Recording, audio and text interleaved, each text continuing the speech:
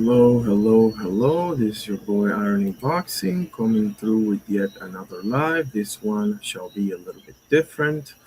We are doing a happy birthday tribute to Mr. Ray Allen, one of the greatest NBA players of all time, and certainly one of the greatest shooting guards of all time, for sure. Um, Let me just let everybody know that we are here. 1 second. I put in the survey. There it is right there. Okay, awesome. Uh-huh. Uh-huh. There it is. And right here. Uh-huh. There we go.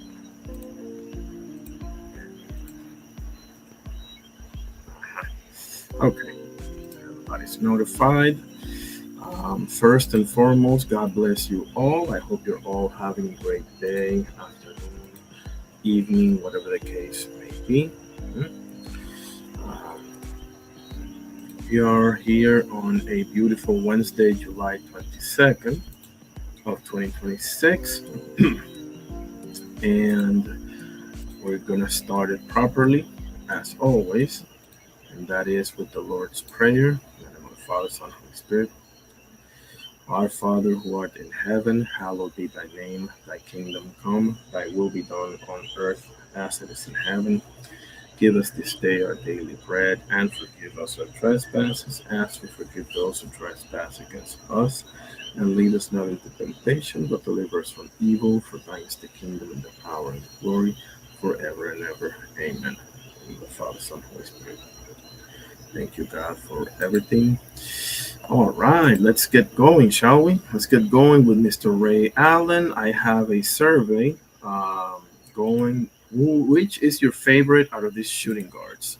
Ray Allen, Manu Ginobili, Reggie Miller, Vince Carter.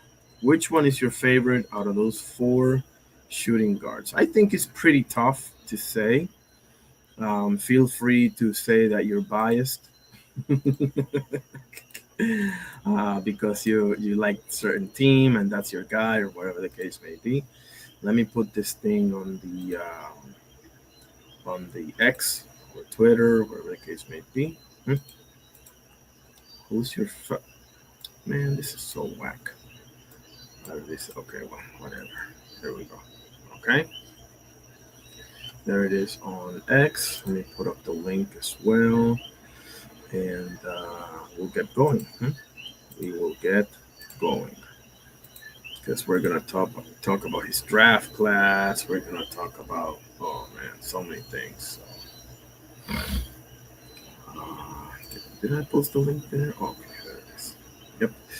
Okay, so let's put the music back on and let's start with some highlights, and then I'll go over important information. Ray Allen's birthday was 2 days ago, July 20th.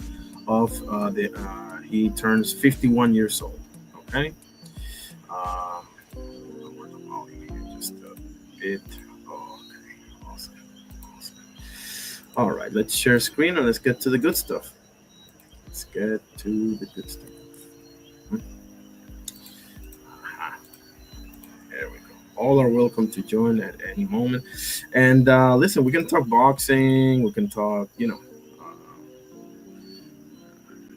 don't have to talk about, if you're not a basketball person, we can talk about boxing, UFC, SummerSlam, whatever you want. Okay. All right. Uh-huh. Actually, let me go over a few stuff.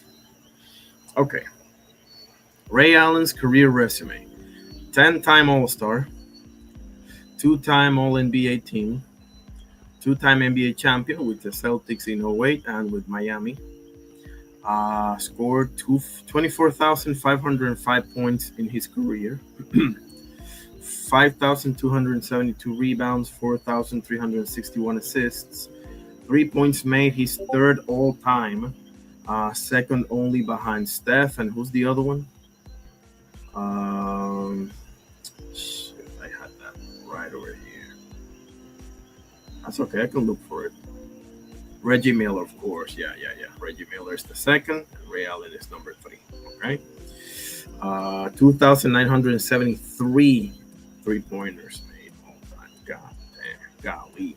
1,451 steals, one-time Olympic gold medalist. Number 34 was retired by UConn, or the University of Connecticut, very famous basketball university. And of course, he was a Hall of Famer, is a Hall of Famer, and he's part of the 75th. There it is, NBA 75th anniversary team. So those are some cool ass facts about Ray Allen, who turned 51 years old 2 days ago, July 20. Okay. Now, let's head over to some highlights, shall we? Actually, let me put up this banner right here. Make sure you'll answer in the survey. I want to know who's your favorite. Is it Ray Allen? Is it Reggie Miller? Is it Manu Ginobili? Or is it Vince Carter? Which one do you like the most? And if you can get a Y in there, it will be even better. But okay. Let me put the banner here, educational purposes only. I'm not monetized. Okay, this is my first basketball live. Pure basketball. It's pure basketball. I'm talking about boxing news as well and all that. But anyway, here we go. Tries to beat it. Sherman Douglas with a bullet pass to Ray Allen. Shaking on the line. Oh, no. That may be on. That's the best dunk I've seen this season. In the last shot, Allen with Artest. He's going to have room. He goes in and slams it home to tie it. He overran it. Ray Allen chased the ball out high, and Artest was coming. Damn, that was on my guy, Jermaine O'Neal. To get him, and then he overran it. For a dominating sweep of Miami. Ray Allen out of there with it. And he goes down. And he pops up with fire in his eyes. There in game 4. Once again, it's not necessarily the shot, it's the rebound. Allen takes it with 3.5 seconds to go. Brady came across to try and block the shot, but Allen just threw it in. What a great individual play by a tremendous player. Allen with shaking it. Oh, my goodness. Man, he smoked one. Allen has 10. I mean, he put it in that big right palm, went right into the face of the traffic, the defense, and just jammed it on 2 guys. Game winner by Ray Allen. Any close-in shots. I mean, I just, it's tough. I mean, I like Rudy Gray, and look at that play that Ray Allen. Crossover dribble, back to his left hand, in for a layup. Wilcox will come to the right to Watson. And there's Ray. He's open for the tie. Wow. Holy shit. Let me see that again. The Seattle Ray Allen is probably the best of them all. Maybe you think it's Milwaukee. That's fine. We need to talk about that draft class too. Was it 96? With, Iverson, Nash, Kobe, Ben Wallace, Ray Allen. I'm forgetting 1 or 2 more. To his left hand, in for a layup. Wilcox will come to the right to Watson. And there's Ray. He's open for the tie. Career high. He's tied the game on a 3-pointer. Allen has hit 8 3-pointers tonight and has 48 points. Gets a screen from Radmanovic with 9. Spins away from Grant. Drives into the lane to the glass. Goes up and under. Oh, wow. He's it in. A magnificent move by Ray Allen. And a tremendous move going up and under 3 defenders. Popping it above the cylinder and in. 8 seconds remaining. 1-on-1 and Eddie Jones beyond the 3-point perimeter. Makes it move with 4. Leads in on balance with 2. The shot is up. It rolls around the rim and falls in with 3/10 of a second remaining. Allen has given the... Fortune favors the bold, fellas. Onyx the lead. Oh, my! Ray Allen going deep for the win. Game winner by Ray Allen. That was a cold-blooded bomb. Oh! Ray Allen has done it again! Pierce, looking, gets it in. Let me, do the same thing that I do with the boxing. Dano, how you doing, brother? God bless, my guy. Yeah, I'm doing a tribute show on Ray Allen. But hey, I'm going to talk about Jim Fulmer. I'm going to get to the Jim Fulmer, Carmen Basilio fight and all of that. Because this guy, Ray Allen, turned 51 2 days ago. So I follow. Well, I'm just going to go ahead and say it.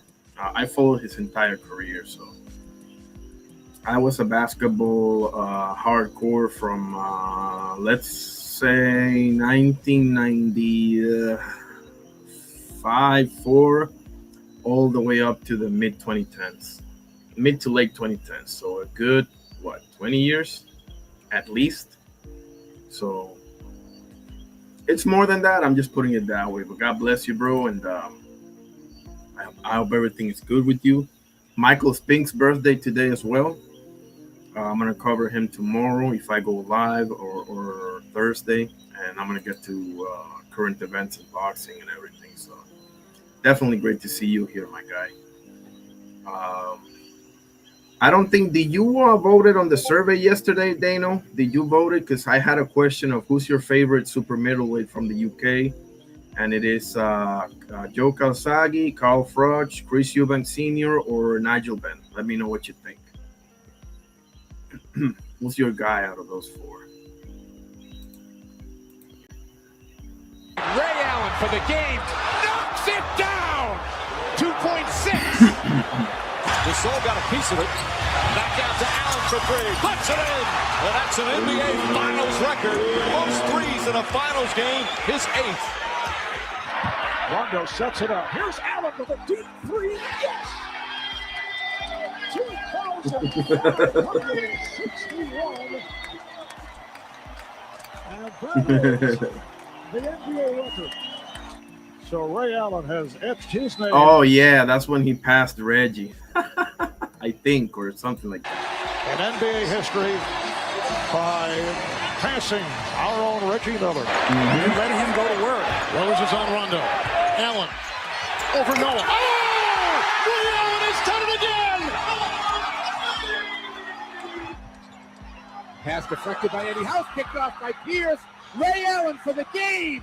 Got it at the buzzer. Look at folks. Bobcats, they're laying on the floor.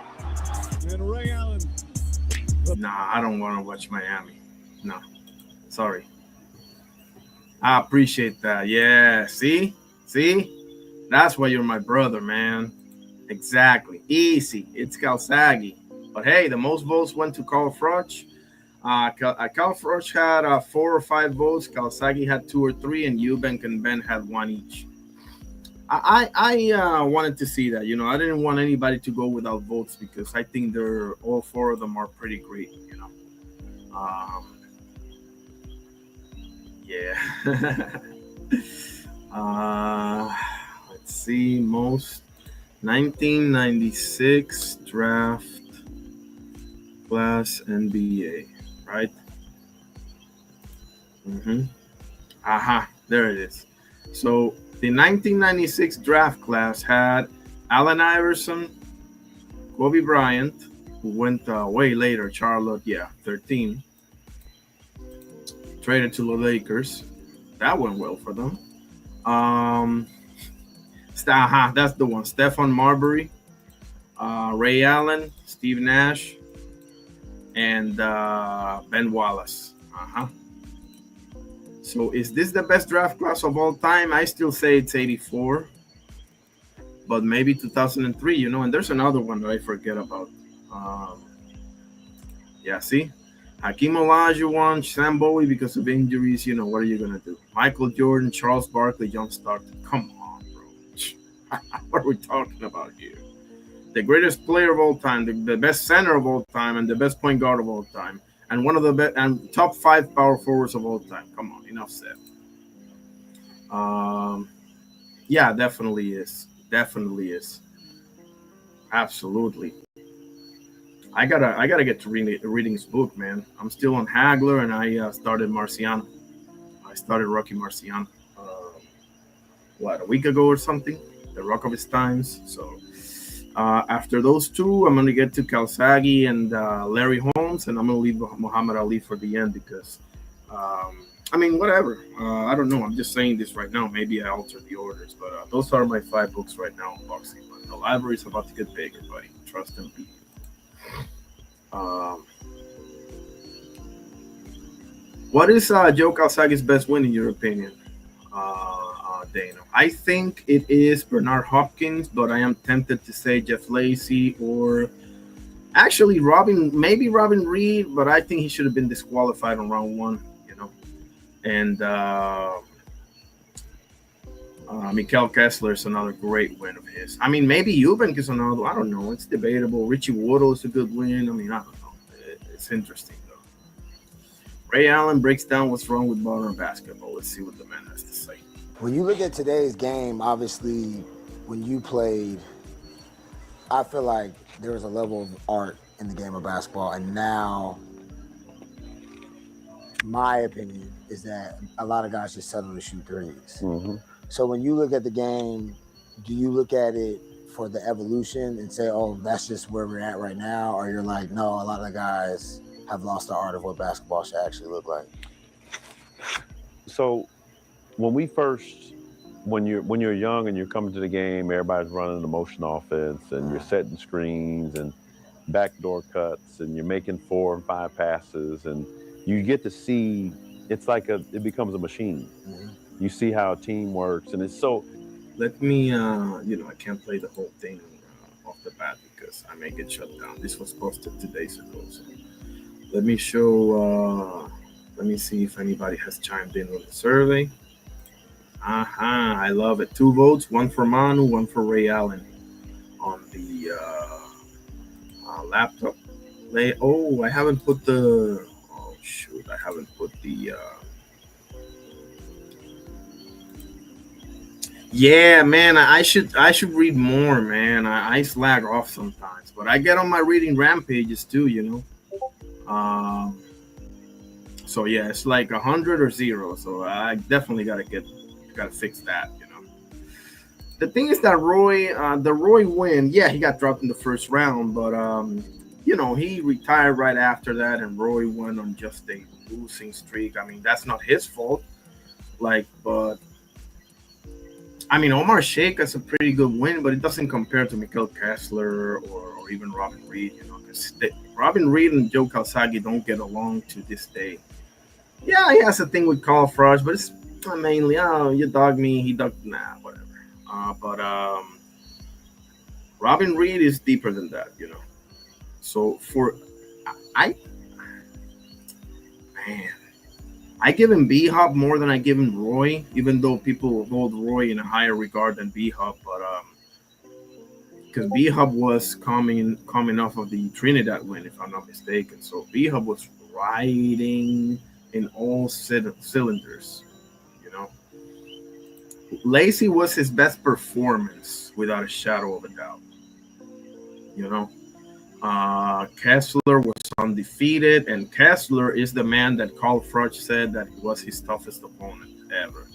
That's kind of a shot to Andre Ward, you know. They don't really get along. They reunited the other day. Maybe they buried the hatchet. I haven't seen the whole thing, but I heard that they did, which is great to see. But we all know it's Andre Ward, the toughest opponent of Froch. But he said Mikael Kessler, so the Great Dane, you know. He demolished Roy, yeah, for sure. Calzaghe's last fight, Roy fought, 20 more years, about the same age. Yeah, Roy was 39 and Calzaghe was 36. But the thing about Joe Calzaghe that people need to remember, because they love looking at his resume and, they think that only Americans can retire undefeated for some reason. But they look at his resume and they say, oh, this and that and the third. You guys need to understand that Joe Calzaghe was told by a doctor when he was like 17 or whatever, or 16 that he should quit boxing. He'll never be a professional fighter because his hands was so messed up, you know. Saki Obika, good win, but it's like Byron Mitchell, you know. Byron Mitchell, you know, he got dropped. He got back up and gave a Rocky Marciano moment, right? Got back up and finished the guy. So that's true. And Eubank, people love to say, well, he retired 2 fights after that. Well, I mean, also that wasn't supposed to happen. He was supposed to fight Steve Collins, and Steve Collins ducked him. Actually, you know what? Let me show. Because people would just talk, you know. Collins. Because Eubank called him to his You all need to watch this sit down because this is Calzaghe right here. This is Eubank. This is Roy, and this is Steve Collins. But Steve, what an interview this is! My God, anything goes with James English. Where is it? Eubank calls out. Eubank, Steve Collins. He made Steve Collins leave the set because he called him out. You know, why didn't you fight him? No, that's not it. The gloves are off. Calls out Steve Collins or something like that. I'll find it. Man, I can't believe I can't find it right now. Steve Collins leaves. Maybe Steve Collins leaves, or maybe Steve Collins, Joe Calzaghe, or something like that. Celtic Warrior. You only to watch this. Actually, let me put it here. If anybody wanna, you know. Link to the interview that exposes Steve Collins ducking Joe Calzaghe. Okay? Because all of them are sitting right there. Okay? All of them. B-Hub for sure. Yeah, that was a split decision too. That was that was a hard ass fight, bro. Roy Jones, B-Hub, great, but Calzaghe, invincible mentality, bro. People don't realize people don't know the stuff about him. When you know about him, you realize, holy shit, you know. Instead of thinking that we're all crazy, Calzaghe don't say shit, and he beat up everyone there. Yeah.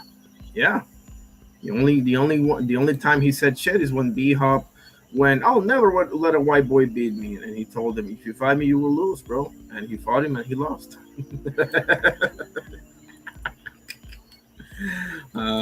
Steve Collins, Joe Calzaghe.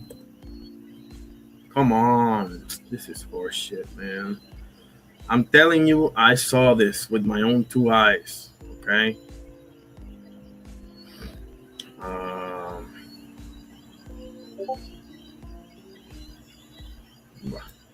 I don't know. We'll get to that later. Let's see what Fight Hub has to say.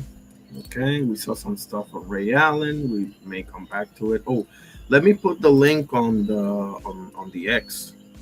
You know, here comes one of them. Here comes one of the Joe Calzaghe. Yep.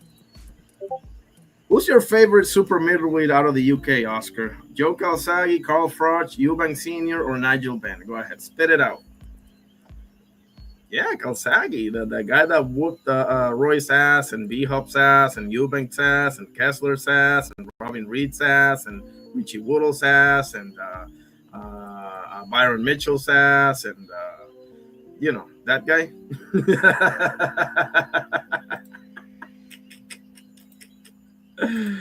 Oh, man.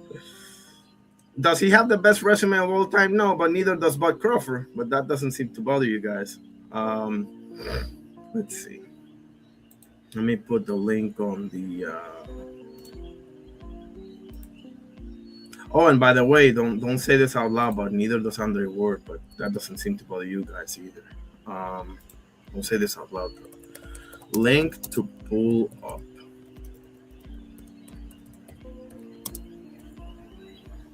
Hold on, shit. Excuse me. I'm telling you, I'm not the sharpest tool in the shed when it comes to this stuff. Why don't you pull up, homie, huh? Why don't you go ahead and pull up, huh? If you can, I mean, obviously. Neither. The closest be Nigel Ben. Come on, bro. I mean, yeah. I mean, there's no bad answer. No bad answer whatsoever. Dano says, Kawasaki never had no one but his dad, and in Wales he was limited and has destroyed, but he still conquered all. Yeah, they don't know him.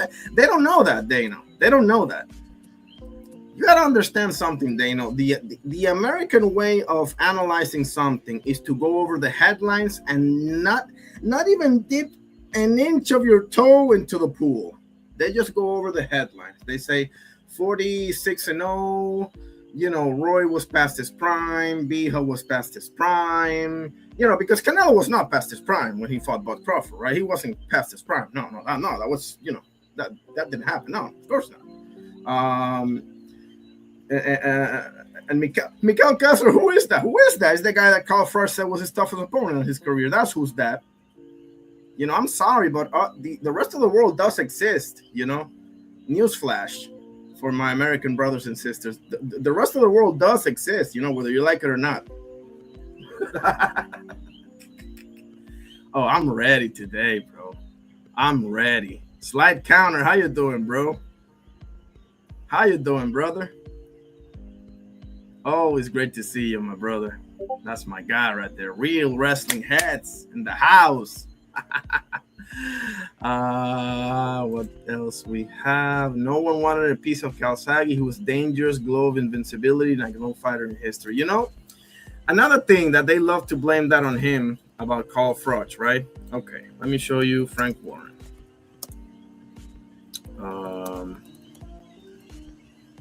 And by the way, Frank Warren does have problems with Joe Kawasaki. Okay, it's not that they're, you know, holding hands, singing "Kumbaya."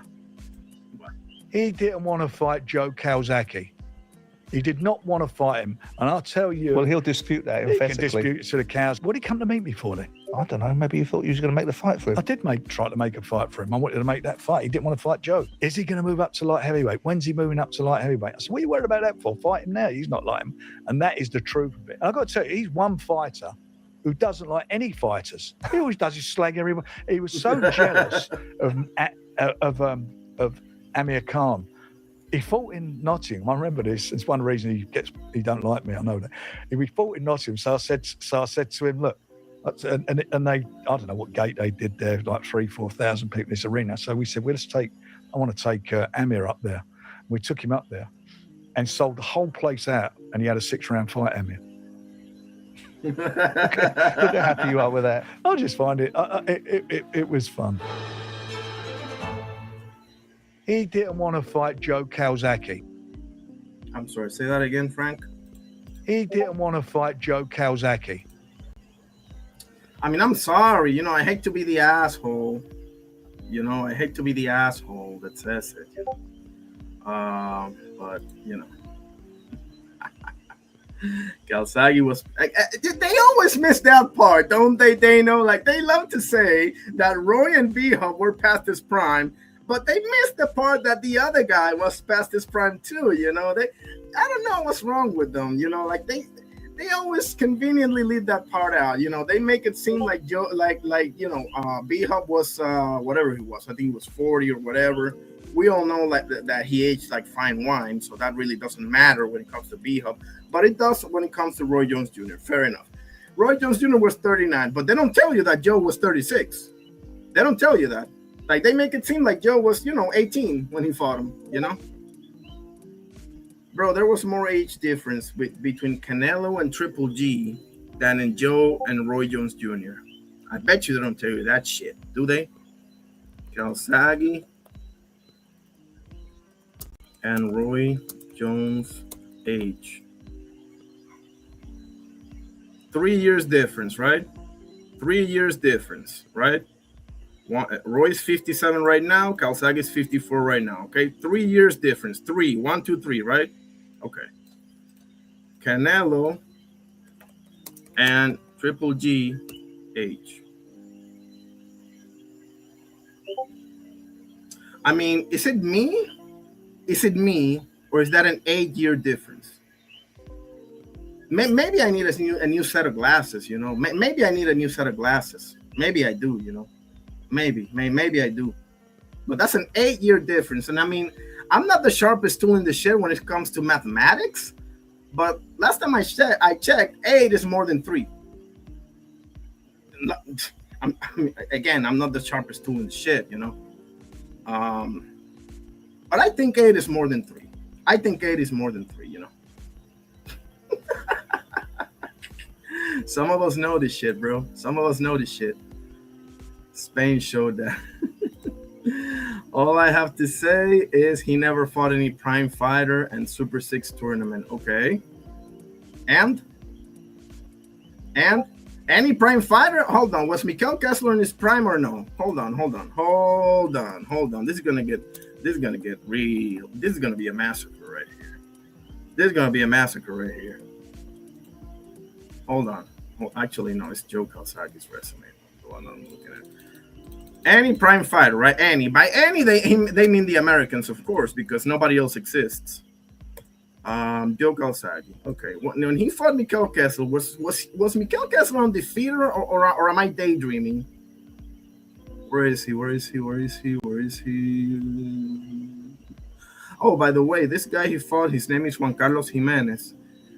This guy fought Roberto Duran, Nigel Benn, and Chris Eubank Sr. and was not stopped by anybody. And guess who did stop him? This guy. Where is Mikkel Kessler? Mikkel Kessler. Bichiboro. Franco Sobota.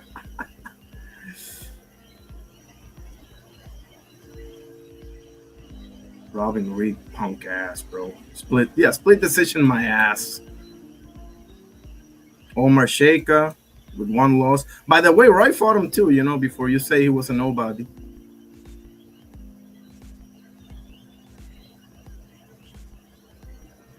Mikkel Kessler, 39-0. I mean, I'm sorry, but I don't know. That seems like a pretty impressive record to me. I don't know. Mikkel Kessler with 39 wins, 0 losses. That sounds to me like he was in his prime, you know? I mean, I don't know. Maybe I'm daydreaming. And Jeff Lacy was 21-0 with pretty much 100% knockout ratio, but that's too easy, right?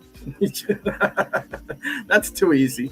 Mikkel Kessler 39-0 and he never fought any prime fighter. Yeah, okay. And I'm from Sweden. Calzagi's the reason it ain't the Super 8. Okay.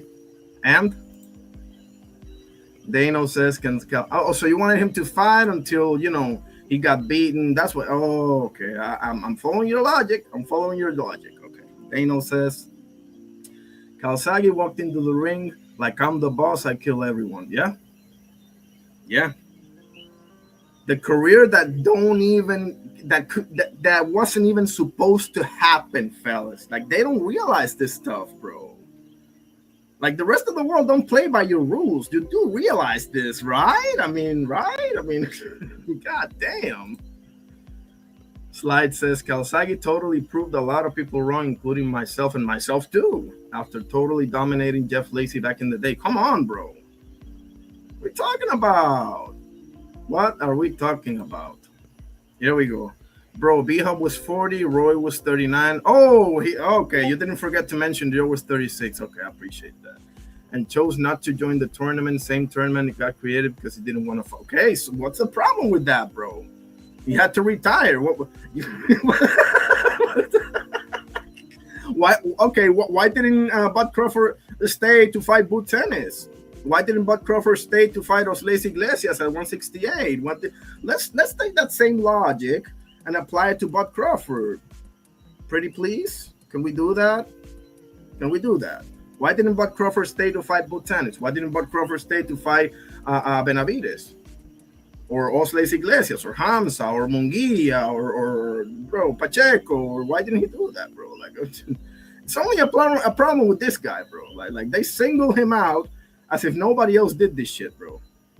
He got 3 Hall of Famers in his resume. How many does Triple G have? I'll wait. Dano says, Calzaghe proved me wrong. I thought he was a typical European, but I never saw him fight. Then I saw him. Forget about it. Come on, bro. If you know this shit, you know this shit. Thank you, Dano. Yeah, B-Hub was 40. So you know, Oscar, you know better than that. You know better than that. You're my homie. Hey, by the way, this guy's my homie, okay? I'm just rustling his jimmies. But that's my homie right there. B-Hub was murking people, bro. What are we talking about? Hold on. So didn't B-Hub beat Kelly Pavlik's ass in probably his best performance after that? Hold on. Am I daydreaming? Maybe I'm daydreaming. Let me. Oh shit. Ben Johnson. Bernard Hopkins. Didn't he? I know you saw the Kelly Pavlik fight. It's probably the best performance of his career, other than Tito. Yeah, I just said that, unfortunately, but okay. Okay. Joe Calzaghe. Okay, he was 40 years old. Yeah, okay. And then he fought Kelly Pavlik and just murked him. Look at the scorecards, bro. 117, 109. 119, 106. 118, 108. The closest scorecards is 8-point difference. The closest scorecards out of that is 8 points difference. And that was right after Joe Calzaghe. Are you serious, bro? Are you serious? And by the way, he beat on Roy afterwards, but that doesn't seem to bother you guys either. For some odd reason, it doesn't seem to bother you guys either, But okay. Dano says 18 years in prison keeps you young. Nah, B-Hub is an example of discipline, of superación personal, like personal, you know what I'm saying, like personal shit. I don't know how to say this in English, like personal improvement. Let's call it that, personal improvement. Not only is he the most underrated, Dano, he's the most disrespected. You're not gonna. It's impossible. It's not possible to find somebody more disrespected than Joe Calzaghe in history. It's not possible. Not Larry Holmes. Not Wilfred Benitez. Not. I don't have this names on the top of my head. Shit. Not Gene Tunney. Not Sonny Liston. Sonny Liston's probably number 2, to be honest with you. Who else? Something like that. I don't have the names right now. Oscar says, so you're saying Calzaghe had to retire, yet you give him credit for a 40 and a 39-year. You're damn right I give him credit, because I know better than just to read the numbers, bro. I know better than that. You're not going to get me on that, bro. I know what B-Hub did afterwards. On Roy, you have a point, but it's not like he held a gun to Roy's head either, and they both dropped them the first round, so they weren't that much of a past their prime as you're making it seem to be, is it? Like, it was a split decision, bro. It's not like he beat him 12-0 and was just, dancing in there or something like that, bro. That, like, the B-Hub fight was a split decision. You do know that, right? Like, it wasn't like they were in the wheelchair fighting with him, like, come on, bro. Let's be serious. Let's be serious. If you don't like the guy, tell me, listen, I don't like the guy. I don't like people from Wales. I don't like Italians. I don't like his hairline. Actually, I cannot defend that. I don't know. Throw it out there, bro. Get it off your chest. Tell me the truth. I don't like the guy. End of story. He came, he saw, and he conquered. Get over it. Dano says, great man, B-Hub clean. Oh, come on, bro. B-Hub is an example, bro. Yeah, he threw the Puerto Rican flag on the floor. I never forgot about that, but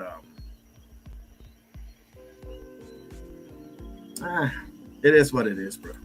It is what it is. We lost that one. To me, it comes down to reasoning. Either 36 too old to join the tournament and B-Hub and Roy old, or he avoided the tournament. If you want to say that he avoided the tournament, perfect, but you got to realize that Andre Ward and Joe Calzaghe are like 12 years apart from each other. Not 3, not 4, not 8, not even 8 like Canelo and Triple G. Not 8 years old, not 8-year difference like Canelo and Triple G, right? Actually, why am I even talking? Joe Calzaghe. And so this is what they wanted him to do, people. Listen up. They wanted him to fight a bunch of dudes that were a decade plus younger than him because they wanted this guy to lose so badly. Look at this. Joe Calzaghe is 54 years old and Underwood is 42 years old. That, again, I'm not the sharpest tool in the shed when it comes to math, but that looks like a 12-year difference. So you're okay with that? I mean, so you don't like that, but you like Canelo and Triple G. Okay, I'm following your logic, bro. I am following your logic. That's what I'm doing. Dano says the Birthday Boy is one of the most underrated Michael Spinks. Maybe you got a point, but I think people hold Leon Spinks in a higher regard than Michael. That's one of the issues of the siblings and whatever, but yeah.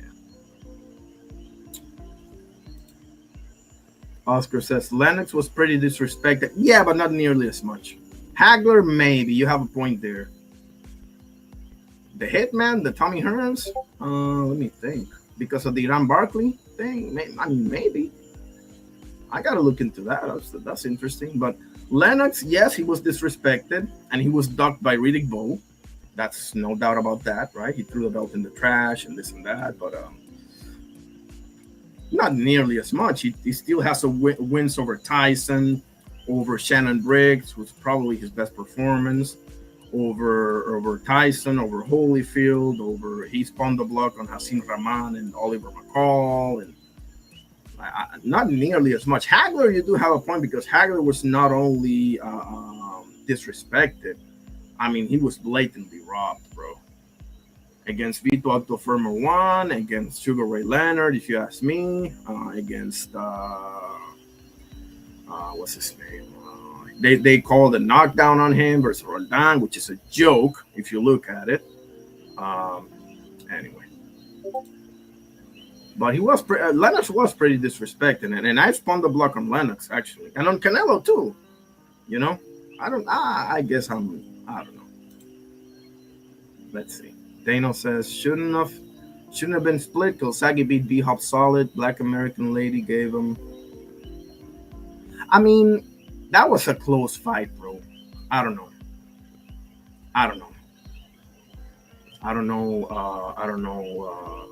about that. I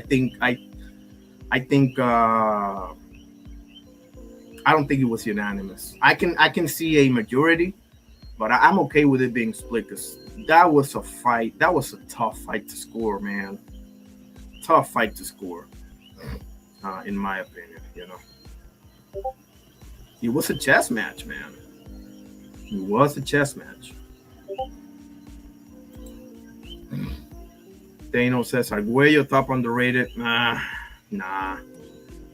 Doesn't get to Calzaghe, bro. Because Arguello does have very valuable wins for Juventus Olivares versus Alfredo El Salcedo Escalera. Well, maybe because of the Aaron Pryor, maybe because of the prior fights, maybe. Yeah, maybe. But I still put Calzaghe number one. Nobody, bro. People look at his career and don't take the time to actually learn about this guy. And I'm not saying you have to do that. That's not a requirement. But when it comes to this guy, as with others, there's way more than meets the eye. People need to realize this, bro. Now, to be fair, Oscar here did say that he's a Hall of Famer. He just doesn't put it in the top tier. And I don't necessarily disagree. We can, that's fine. But they make it seem, bro, like he, picked and choose. And nah, bro, don't give me that crap. Oscar says the question then becomes if Lennox was American with the same resume, would he be considered the greatest heavyweight? Well, the problem with America is that American has so much history, particularly in the heavyweights. I mean, Joe Louis had how many title defenses in a row? I think it was like 23 or 24 or 25. How many title defenses did Joe Louis have? The other day I saw a channel 25 consecutive successful title defenses. And this is just Joe Louis. You go to Muhammad Ali, you go to Mike Tyson, you go to Rocky Marciano, you go to George Foreman, it's when it comes to American, bro, like, and heavyweights, forget it, man. Forget it. A lot of great heavyweights don't make the cut, bro. Tommy Morrison doesn't make the cut. Ken Norton doesn't make the cut. Ernie Shavers doesn't make the cut. My God, I forgot about Larry Holmes. Can't believe I forgot about Larry Holmes. Floyd Patterson. The list goes on and on. America is the house of heavyweight. Not right now, but historically speaking, is the house of heavyweights, bro. But I'll tell you this, Lennox will probably be top 5. Lennox will probably be top 5. I got Ali, Tyson, Lewis. The problem with Marciano is I don't see Marciano as a heavyweight. He wouldn't have been a heavyweight today. He would have been cruiserweight, maybe even like heavyweight, The same with Jack Dempsey and Jack Johnson and several others, Not to mention Gene Tunney and Jack Sharkey and, oh my goodness, like many of those way back in the day heavyweights would have been at best cruiserweights today, probably like heavyweights. So that's my thing when it comes to Rocky Marciano. That's the only thing. That's another guy they love to pick on. Another Italian. Just saying, but we'll get to that in another show. I need to read his book first. Dano says Emmanuel Stewart said doing the commentary, Calzaghe won definitely, and Calzaghe wasn't at his best. Absolutely. No, I'll watch it again. They know for sure. I'm not about to sit here and argue with Emmanuel Stewart either. That man, rest in peace, right? But that man has forgotten more boxing than I'll ever know, obviously. But yeah, right. Yeah, that's another thing, man. I've had to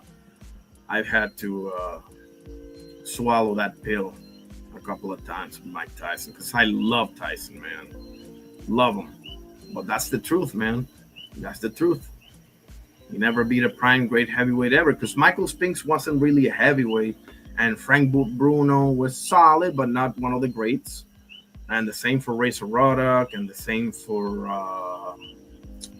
Call the Truth Williams, and whoever else you want to mention, right? Like Bruce Seldon, and I don't know. The son of Frazier, Larry Holmes was way past his prime, obviously, as well. So, yeah.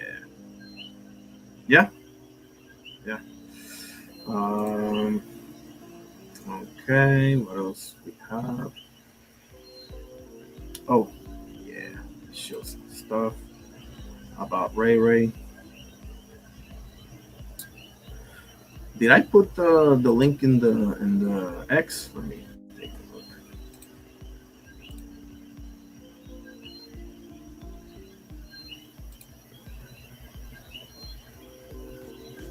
Okay, there it is. All right.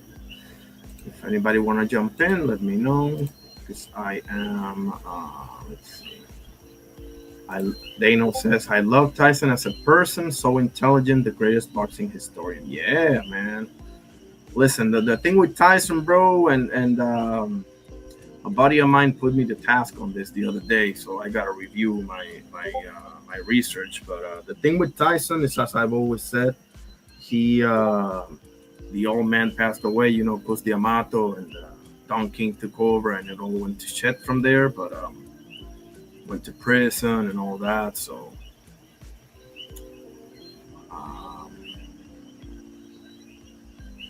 I don't know. Man. Tyson's one of those what ifs, man. But greatest prime I've ever seen in my life is Mike Tyson, close second, Roy Jones Jr. Absolutely. Oscar says, who's a worse loser, UK fans at home in boxing or Argentinians after any soccer match? The problem with Argentinian soccer is los barra bravas. Let me write it down. It is a subculture of Argentina. Because now it's become fashionable to call Argentina racist. First of all, I don't know when the USA became the moral high ground on racism. Like, I'm still trying to figure that out. But beyond that, no, Argentina's not racist. Sorry, it's called Los Barras Bravas. That's a subculture of Argentina that son las fuerzas de choque político. You know, like they're backed by corrupt politicians that make sure that they don't go to jail, make sure that they can run amok and do whatever they want. That's why when I went to Argentina in December of 1999, and this was almost 30 years ago, right? My father did not allow us, by us I mean me and my sister and my mom, of course, to go to the stadium to watch a game.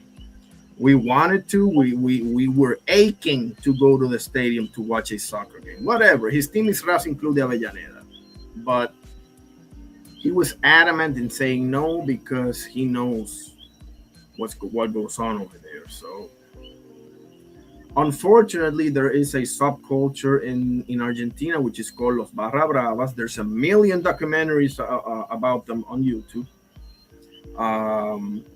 That give Argentinians a bad name. Now, they don't speak for Argentinians any more than the boys with the 3Ks speak for Americans, right? So we need to separate things. Oh, they took in Nazis after World War II. Yeah, and who do you think created NASA in the USA? But to answer your question directly, it's because of the Barra Bravas, and without a doubt, it's Argentina. And that's something that I don't like.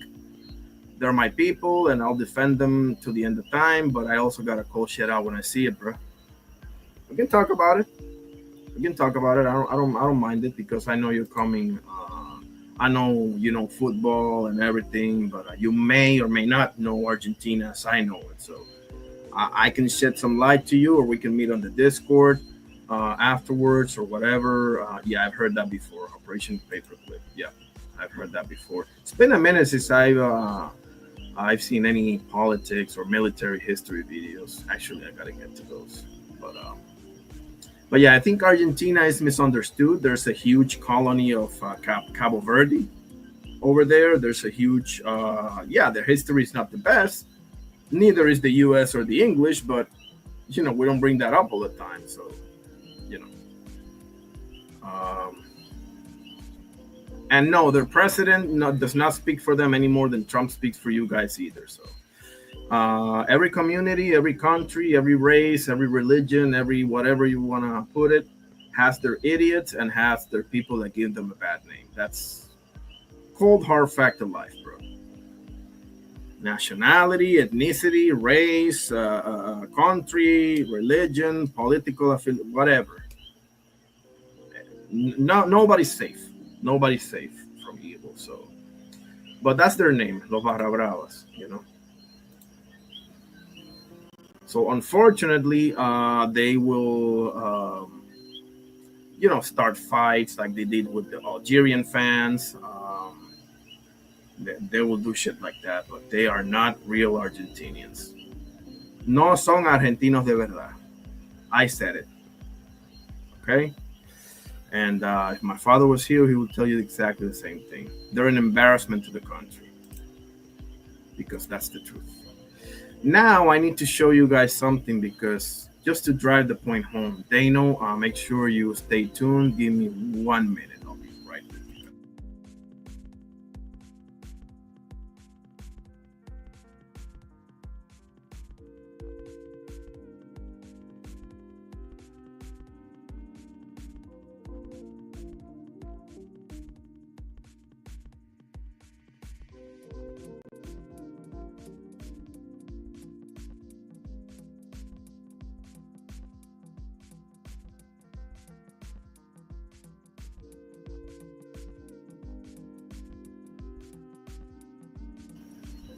But they are horrible losers on soccer, bro. I cannot deny that. I gotta tell you the truth, Dano says, Argentina's biggest geographic Spanish-speaking language country on earth. Yeah, because Brazil is bigger, but Brazil is Portuguese. So,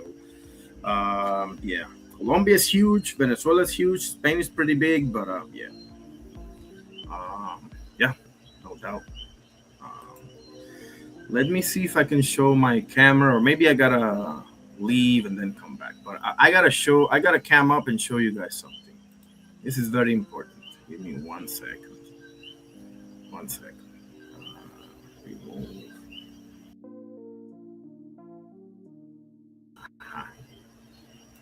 Is this mic cam? How do you turn on the? Do I have to like leave and then? Whatever. Okay.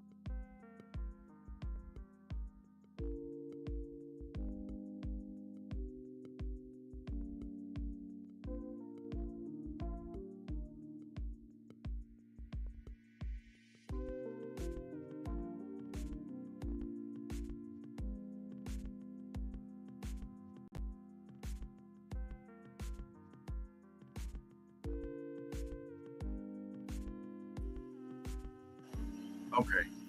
You guys see me, right? You guys see me? Because I have to show you this, right? This is the book that I have on the man, right? Joe Calzaghe. No Ordinary Joe, right? That's what it says. Okay. Now, I gotta show you this. Who does it say right there that wrote the foreword for the book? Who does it say? I mean, maybe I'm blind, but maybe I'm just blind as a bat, which I am, but that's, there. But it seems to me that it says Sugar Ray Leonard there. Maybe? Or am I daydreaming here? Does it say Sugar Ray Leonard there? Right? I rest my case.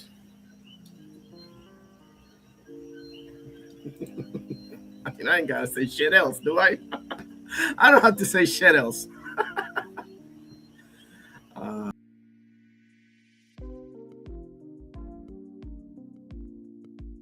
Give me a second. Okay. All right. Mic settings. Well, give me a second.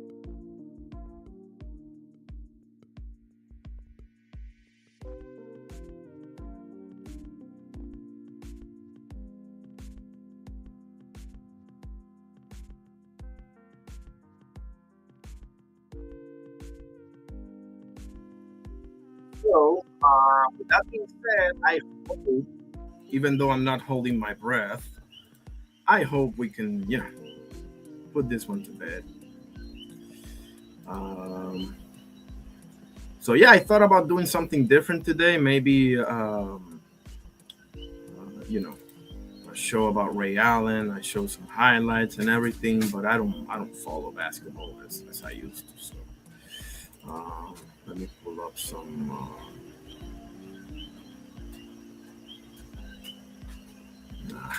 There it is. Okay.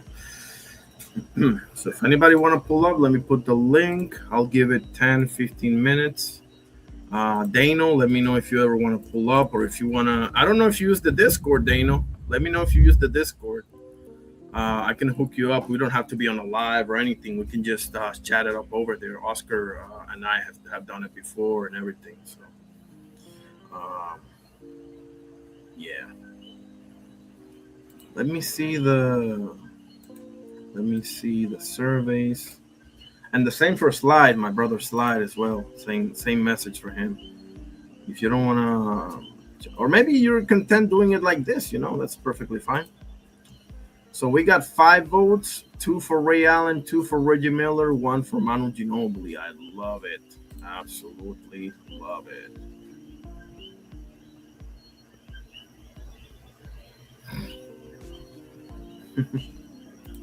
Dano says, I got to get up with times I'm learning. Yes, sir. But anytime you want to, bro, just hit me up on one of those comments on the posts. And if I'm available, we can chat it up for whatever minutes, On the mobile, we had 3 votes, 2 for Reggie and 1 for Ray. Man, Vince Carter ain't got no votes. Vinsanity. No love for Vinsanity, huh? Damn. The heck? Oh, let me pin the link as well. Let me pin the link.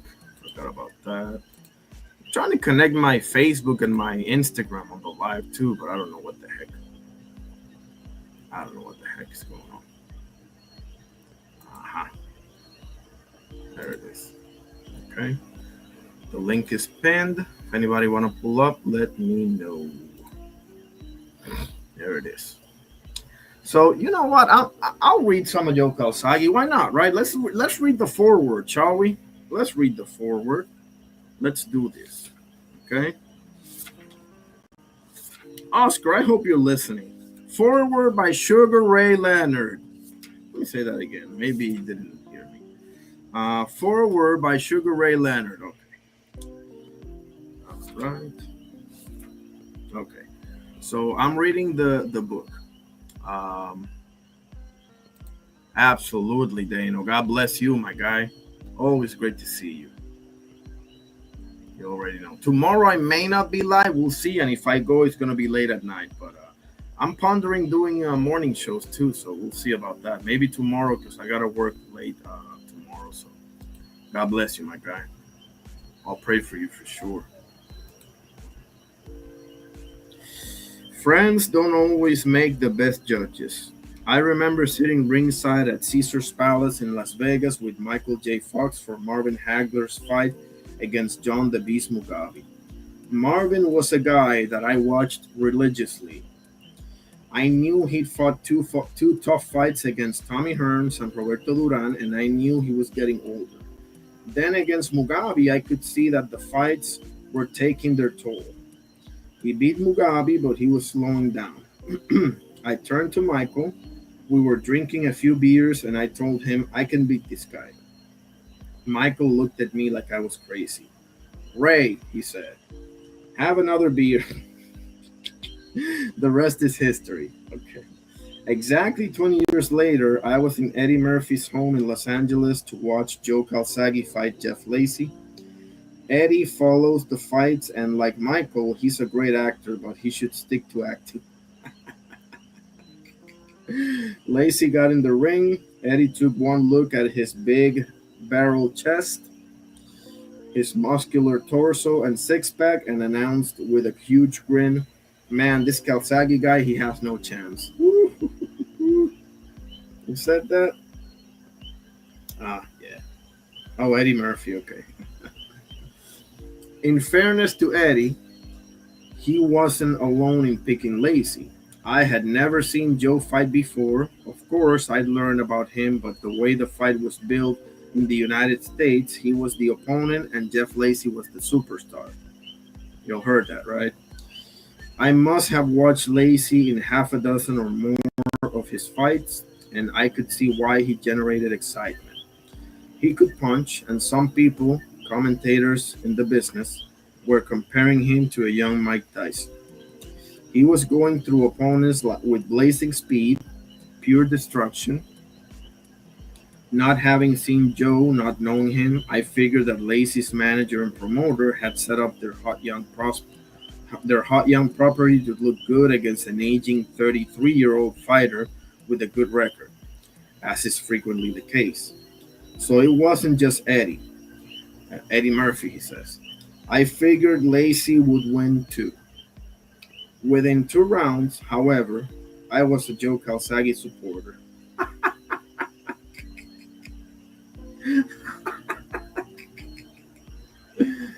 I was stood up in front of the TV shouting, wow, holy shit, look at this guy. This Sugar Ray Leonard talking, fellas. This Sugar Ray Leonard talking. The performance he produced was amazing. It was artistic, a demonstration of pure boxing. Joe would have beat anyone with that style, that mindset.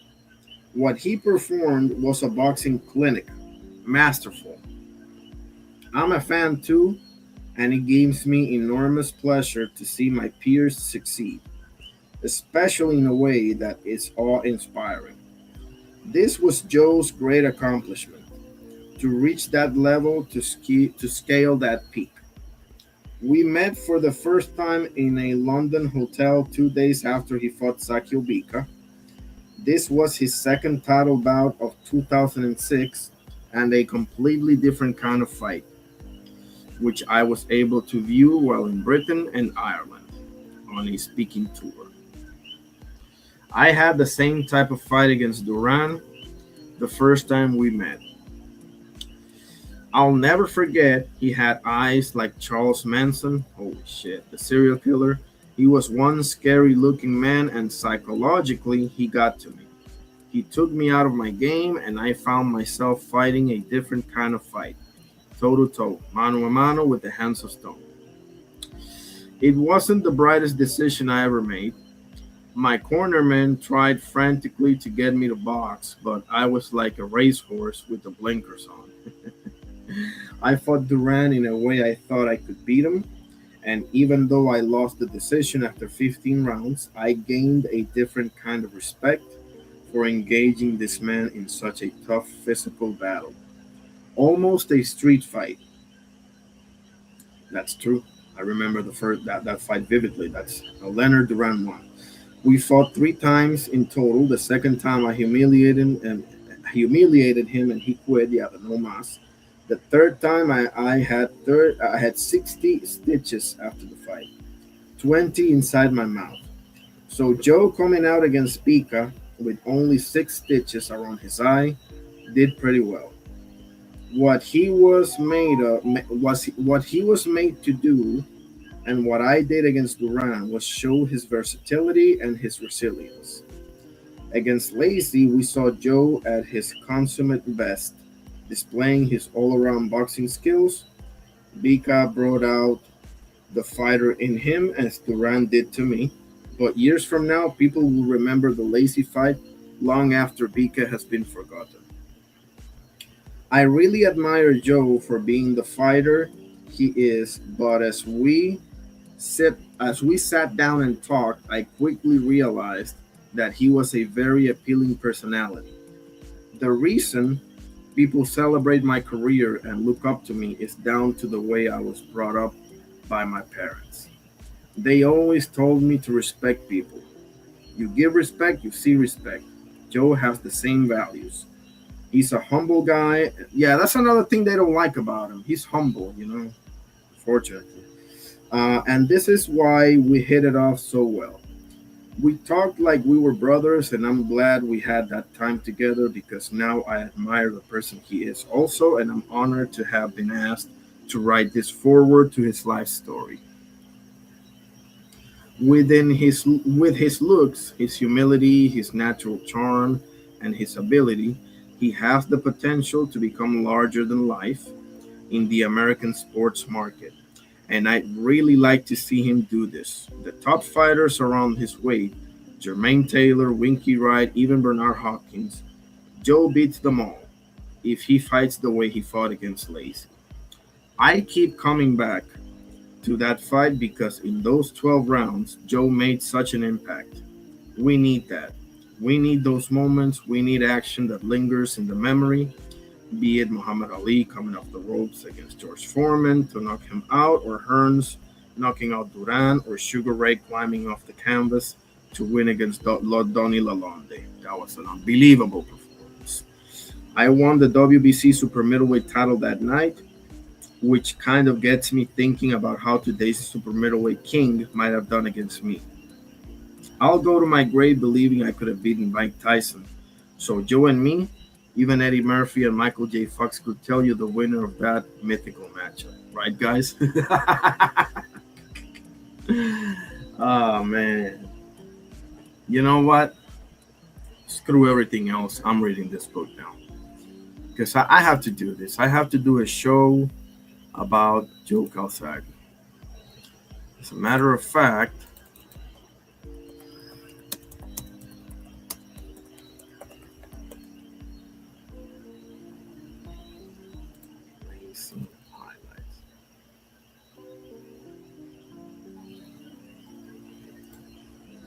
let me show you guys this, and if nobody pull up, I will go ahead and call it now.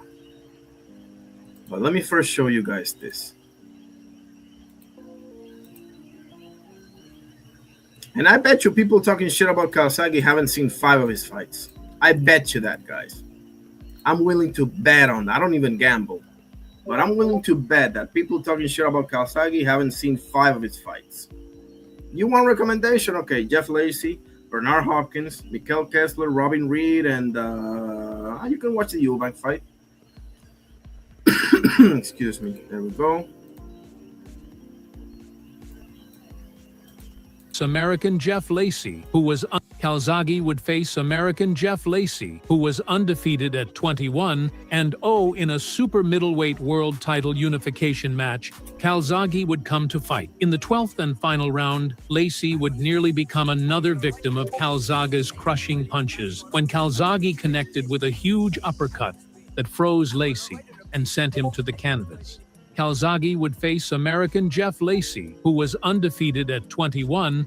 Okay, let's. Oh man, I misspelled it.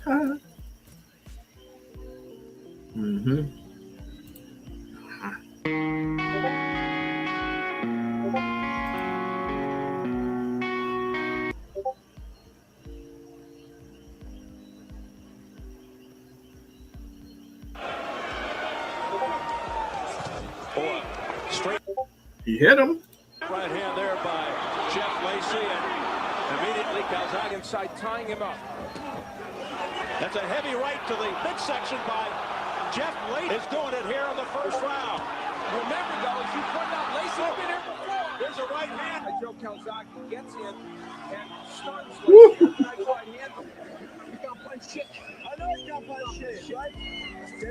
There's something wrong. Come on. 5, the super middleweight title. And again, Lacey with Calzaghe on the ropes, but it's Calzaghe getting the better of the two.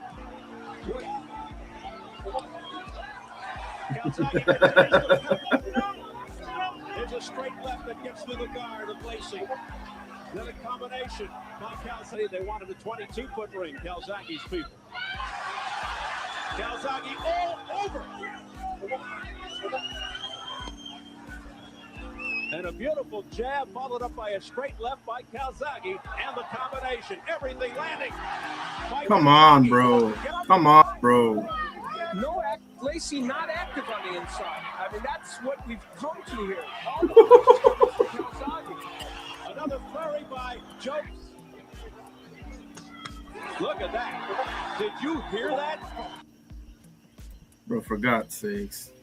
I actually kind of feel bad for the haters, bro. I actually kind of feel bad for him.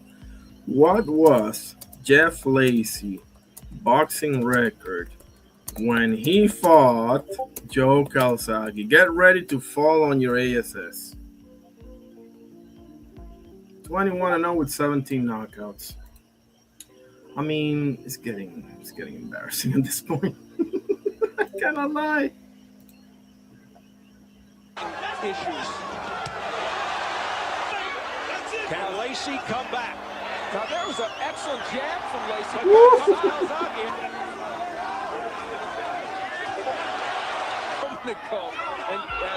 Lacey complaining, and Titus gives him a caution. But look at this. He's got Lacey in trouble in the corner. Holy shit, man. Crowd exhorting Calzaghe. We get in there, but he will pay for that. Nice jab, but yes, look what happened. Once he's inside, instead of him doing the good work, this was the most perilous moment of his pro career.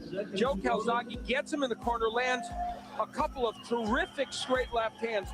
The hand speed of this man for a super middleweight, bro, makes no sense. Hands that Luggy's corner was telling Joe to pace himself. Don't get over. This perhaps the farthest notion from the minds of some. Jeff Lacey looks anguished. Frustrated beyond, but tonight it is not there. Confident. In addition to this performance by Calzaghe, who's now climbing around a little bit. Holy shit. It has come to that point. Lacey and his camp have been very, very direct in how they fight. Oh, man. Calzaghe liked it. Now he is showing his mettle. His toughness. It has been what score we used to hear the right. Toma. Left right combination to the head, scores Toma. through. And there's that beautiful shotgun jab by Calzaghe. And then a right-left combination by Jury. Dramatic here in order to see a turnaround. But it's not the cards, according to Joe Calzaghe, who continues to let the can't say this about Joe Calzaghe. By Joe Calzaghe. How about the conditioning, bro? Keeping up that pace for 12 rounds. How about that, huh? What's the excuse for that one? I'd love to hear that. He will not let Lacey breathe, and Lacey goes down for the first time in his career. Look at the, another thing that they say is that he got pillow hands. Look at that face, bro.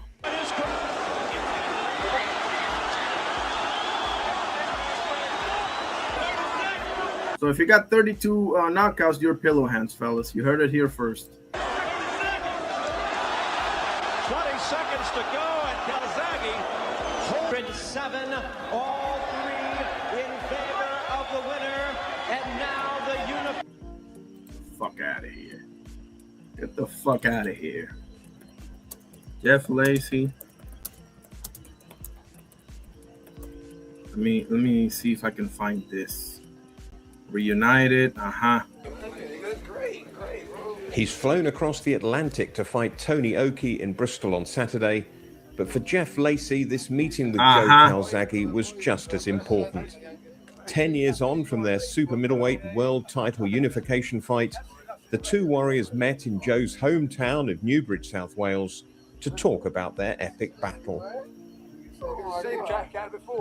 If someone always have your number, and I just never, as you spoke about, I never saw myself ever giving up, even if it was stacked up against me. I just kept going and kept going. That's Enzo Calzaghe. His father, rest in peace, passed away. Can't remember the year now. God rest his soul.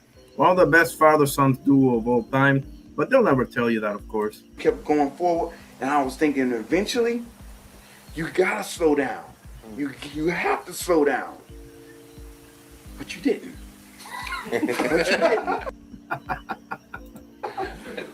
Freaking the next freaking. Joe, 10 years on, Joe. Yeah. Has this guy changed much? He looks the same, mate. He's in good shape. He's looking in great shape. I would change it for a few I'm pounds. always. But what can I say? I just say, obviously, about the fight. A massive respect, obviously, for Jeff fighting that fight because I saw elevating my career. So I think he was the star coming through. God, he's got a thick Welsh accent. God damn. I got to put the CC's, Joe. Sorry. I believe he could walk for anybody, and I went through hand trouble, broken hands, injuries, everything else. Broken hands. Yeah, he had broken hands his whole career. Another thing that they forget to mention all the time. So that night, my mental preparation. 46-0 with 32 knockouts with basically no hands. I mean, my God, bro. Like this. I mean, this is the same people that will criticize Jaron Butsenis for not stopping Karen Chukatsian, will criticize Tank Davis for drawing against Lamont Roach. They're the same type of people, bro. Like, what do you expect? You said I was prepared to die now, right? Yeah. That night, I was at my best, 33 years of age. If your name is not Floyd Mayweather, you're trash, basically. That's Yes. Everything was on that night for me. I was willing, you could see, and the thing is that, like you said, we've both been injured going through the fight, but you were still coming through and believed in yourself so much. But I've been through all the injuries, 9 years a champion, the underdog. Everybody said I was going to lose. The UK press said I was going to lose. The UK press, let alone the US press, obviously they're stand by their guy as they should, but the UK press said that he was going to lose, bro. Like, is this a joke? So my mindset was like 3 o'clock in the morning, running, faster, training. Was going to pull out thanks to Dad. He said you have to fight this fight. Yeah, he was going to pull out too. That's on the book too. So you can blame him for fighting for me fighting that fight. Because man. So that fight, I'm always happy to see. Like because this fight's been spoke about, and it takes two people in the fight. Although obviously I won the fight. If it wasn't for your heart, your courage, and your determination to go through them 12 rounds, a lot of fighters would have took that punishment. So you show the champion heart. and a warrior heart. So I always have respect for Jeff, and it's lovely to see 10 years later. He doesn't disrespect his opponents. You know, it's a different type of guy, bro. It's a different type of guy. A decade, my man. Not that I expect any of you to understand, but it's a different type of guy. I wish this guy all the best in the future, man. But Joe, he's boxing still a champion. again He's this still a weekend. champion. He's Yes. boxing. What do you think of that? Well, I hope we do the business, man. I hope you win. You know, I'm finished, but I was a bit older than you are. But obviously, wish Jeff all the best and wish him to win. But I will have to tell you, Tony Okie. you're gonna make me live the rest of my life with dealing with that our epic fight. You know, I mean, this is something that's been tough for me.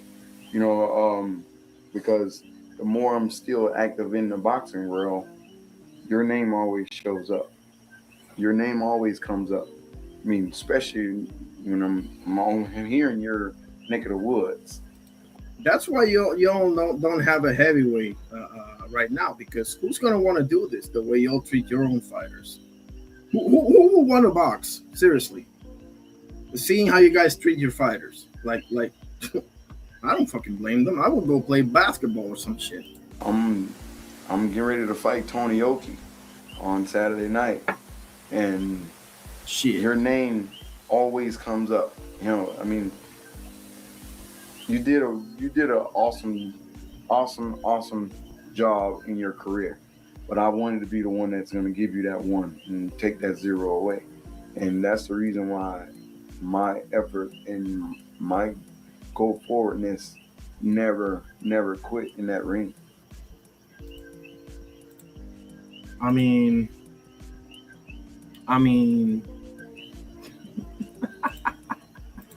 that's what I thought. Actually, I'm gonna do a show about Joe Calzaghe. I'm calling it right here, right now.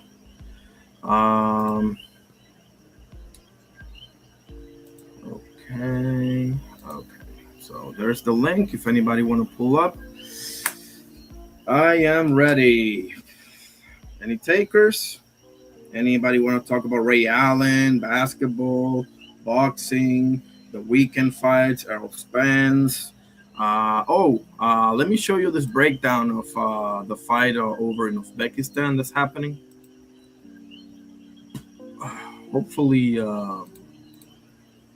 I don't get shut down. This is a Russian channel or Eastern European channel, rather, I should say. Let me show, because this breakdown is really good. I love it. Good day, dear boxing fans. On July 25, 2026, a 10-round super lightweight bout between Shahzad Irgashev and Batir Jukambayev will take place in Tashkent. Let's take a detailed look at the technical predictions for this hypothetical matchup between Kazakhstan and Uzbekistan. Shahzad Ergashev is from Kazakhstan and Batirkhan Jukambayev is from Uzbekistan. The fight is in Uzbekistan Saturday. I will try to cover that one. I think I can cover the David Nika fight. Hopefully I can, but we'll see. Shahzad Ergashev is 34 years old with a record of 26 wins, 22 by knockout, and 2 losses. Batir Jukambayev is 35 years old with a record of 24 wins, 17 by knockout, and 1 loss. Both have lost by stoppage, the only one being to Sabrili Matias of Grozny. Shahzad Ergashev is a classic powerful puncher with a dynamite left hand. Ergashev is incredibly dangerous in the opening minutes of a fight. He possesses impressive size for his weight and aggressive pressure.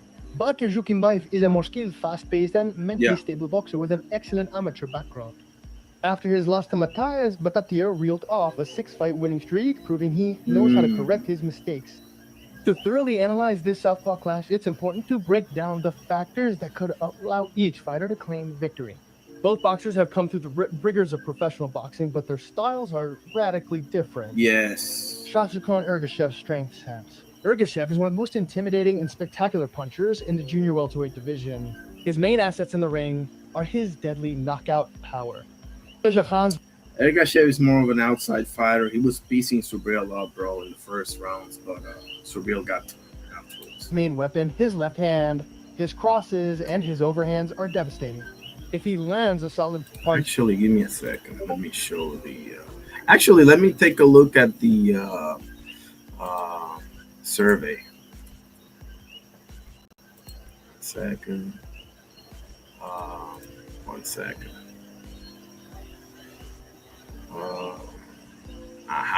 Let's see. 5 votes. Yeah, 2 for Ray, 2 for Reggie, 1 for Mono. No love from Vinsanity, huh? Not so far. And the vertical. Let's see.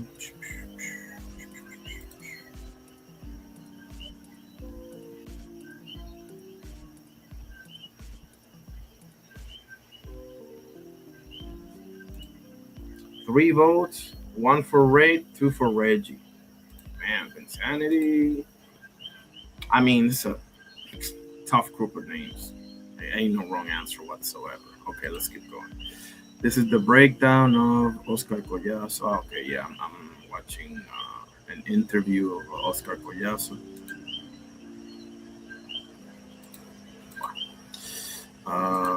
Yeah, here it is. Oh, look, we got the live on open workouts right now. That's going to be interesting. I'll cover that one tomorrow or Friday. to his opponent's chin, the fight is usually over instantly. Size and physical strength. For a 63.5 kilo boxer, Rykoshev is a very large, muscular, and athletic boxer. He knows how to use his bulk to literally crush opponents in the early rounds, leaving them with no space. He has an explosive opening attack. The Shakhan is incredibly dangerous in the first three and fourth rounds. He immediately takes the center of the ring, applies aggressive pressure, and forces opponents to survive a barrage of heavy punches. The home crowd factor. The frenzied energy of the local fans always propels Ergashev forward, adding to his growing aggression. But Jukimbayev's strengths. Jukimbayev represents the classic high... Man, I thought Jukimbayev was Orthodox, but I was wrong. class Kazakh school of boxing. However, his advantage is built on intellect and discipline. He has a high boxing IQ and an amateur background. Badr is a very intelligent and tactically skilled boxer. He perfectly reads his opponent's intentions and knows how to timely counter, or move away from the attack line. He uses a series of punches and has high hand speed. Unlike Ergashev, who relies on single shots, Jukimbayev uses combinations. He unleashes fast, stinging series of shots that are difficult to block. He has excellent footwork and maneuverability. Badr is constantly on the move. He doesn't stand still in front of his opponent, exploiting attack angles and dragging them around the ring, forcing them to miss and waste energy. He has stamina and the ability to distribute his energy. Jukimbayev is comfortable in protracted fights. He easily lasts at a championship pace. Moreover, he knows how to adapt his tactics mid-fight if the initial plan doesn't work. To get the full picture, it's important to clearly understand where each fighter can make a fatal mistake. Both boxers have vulnerabilities that their opponents have clearly exposed in previous fights. Ergashev's weaknesses. Ergashev's main problems lie in the areas of endurance and psychology when a fight doesn't go his way. Shahjahan invests a colossal amount of energy in the initial assault. If his opponent manages to endure the first 4 rounds and force the Uzbek boxer to throw a lot of punches, Ergashev begins to rapidly lose speed and breathe heavily. Yeah, Ergashev is what they call a front runner. You know, he does very well in the first half of the fight. Like, if you want me to give you American analogies, I can give you Caleb Plant and to a degree Zab Judah. Others too, but I can't think of them right now. But those two are glaring examples to me. Obviously, this guy is not as good as they are, right? But it's the same type of fighter in that regard. He exhibits psychological instability under pressure. The turning point in his fight against Subriel Matas demonstrated that Ergashev breaks down mentally if his opponent doesn't fear his punches and continues to advance. Yeah. In such situations, brilliant breakdown right here. Brilliant. Subscribe, like. Loses focus and begins to fidget. He is weak as a second-string fighter. Ergashev is a classic aggressor. He is completely incapable of and dislikes boxing in reverse. If he is forced to retreat to the ropes, his effectiveness diminishes and his defense becomes vulnerable. His attacks are too straightforward. His arsenal relies too heavily on the left cross. When an opponent calculates the trajectory turning toward Ergashev rarely creates a plan B. Jukimbayev's weaknesses. Zhukambayev's vulnerabilities are mainly related to his defensive reflexes at the start of a fight and the damage he's taken. He has a slow entrance. Bader needs time, 1 or 2 rounds, to get a feel for the distance, get his timing right, and adjust to his opponent. Because of this, he can be overly relaxed early in a fight. In his fight with Suga Alberto Roldan, this led to a knockdown in the first round. Against a puncher like Ergashev, such a mistake could be the last one of the fight, Aida. He also has grip issues. Zhukambayev is a hard-hitting, spectacular boxer, but he's not exactly cast iron. He struggles with clean power punches. Mater, for example, was able to stagger and stop Bater when he landed his best shots. Excessive viscosity in exchange. Pause it, just for covering my ASS purposes. Oh,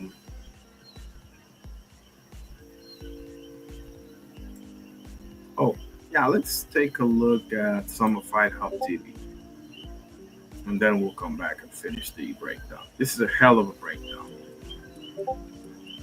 Errol Spence sounds off on Jamal Charlo fight cancellation. Yeah, man, that was bad. There's Marcos Villegas. Jamal was supposed to be on the card. I'm kind of bummed out that he didn't get a chance to come out here and be a part of the card. But did you speak to him? I would imagine he's disappointed. What would you tell him about him not being able to be out here? I definitely spoke to him. I just told him to just stay focused, stay locked in, stay in the gym like he used to be. Like, all of us need that, just that encouragement, just someone telling us, like, hey, bro, you got to lock back in, you got to lock in like how it used to be. Like, all of us, when we was growing up and, even when we was young pros, we was in the gym 24/7. We was always in the gym, always training, and then, we start making a certain amount and this and that, and then, we start taking a month off and 2 months off. And then we use that as excuse, we're trying to rest our body and things like that. But keep saying fit, bro, you're going to get another opportunity. It sucks. You can't worry about, stuff that happen. Things happen. Just stay focused. A storm is... Well said, Errol. Well said. Yeah, they should put him over in the Roach card or maybe... You have Scrappy. How you feeling, Zab? What have you been up to? Man, chilling, man. Just enjoying life, man. The whole world was going crazy when they saw you throwing those flurries of punches. Like, he's coming back. He's looking sharp. Listen, man, like riding it back, isn't it, Zap? Love Zap, dude.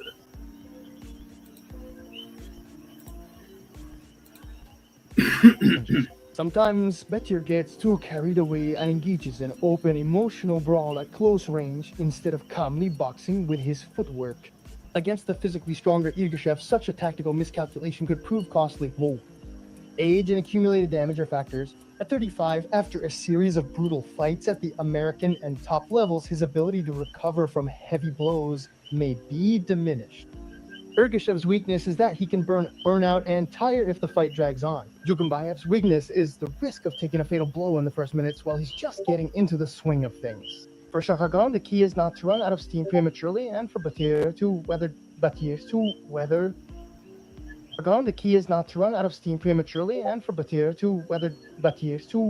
the initial storm and not get left. Yeah, exactly. Fight scenario and final prediction. This is a classic puncher versus boxer matchup.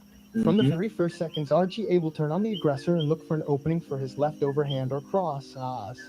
Zhukambayev's goal is to survive the first 3 or 4 rounds, forcing the Uzbek boxer to miss, throw him down, and wear him down with clinches at close range.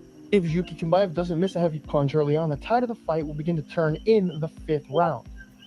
Ergashev will begin to slow down, and the technical Kazakhstani will begin to take over the fight with his footwork and consistent counterattacks. The final verdict: Bader Zhukambayev will win by decision in a close fight or by technical knockout in the later rounds due to exhaustion. Yes. Will be deadly in the first third of the fight. The alternative scenario for Ergashev is personal. He himself said he'd been waiting for this fight for 2 years, and this is his last chance to return to the elite after his setback with Julian Smith.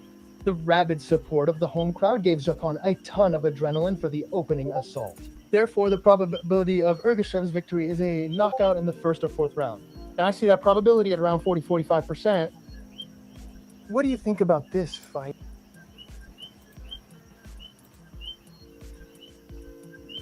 Here is the link if anybody want to check out the breakdown by themselves.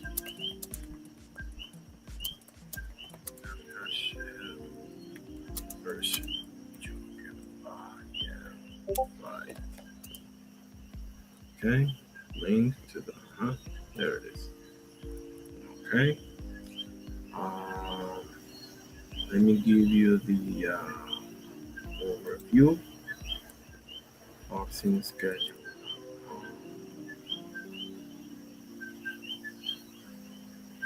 Aha. July 25th, and we got so much boxing. I forgot in Saudi they're fighting, Josh Kelly and Sachidas and all that boys. What time is this, by the way? Maybe I can cover this one. How to start time? 10 a.m. Probably. I don't know if I can get the main event though, but I can get maybe the Josh Kelly fight. Tszyu or Spence. Yeah, I'll probably be able to cover this one. We'll see. Maybe I'll be in another panel. It starts at 6 p.m. Okay. I got to work at 8, so that's, I believe, more than enough to get the main event. This one I'll be able to because it says it is in Tashkent, Uzbekistan, and it starts at 9 a.m. So I'm guessing they'll fight by noon, maybe less, hopefully less than that. So that's what I'm looking at.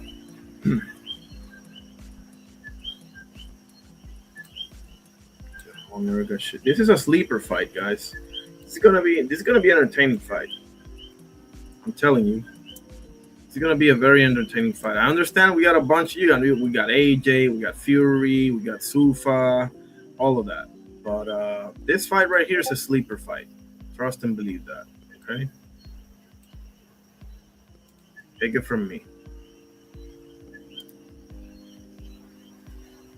Now, let's see if I can get you the highlights because they both fought and lost versus Subriel, right? So, Ergashev, I think, did a little bit better, but let's see. You be the judge of that. Air highlights, yeah.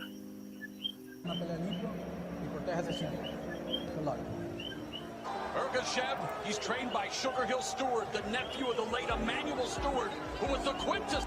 Matias, a volume puncher, he throws idea. He was held to 38 punches in that round. But I mean, the power is right there. You saw it. It starts. Ergashev's like a three-point shooter who lost, but here in round one, tasting the power against Petros Ananyan with a left hook. Possible.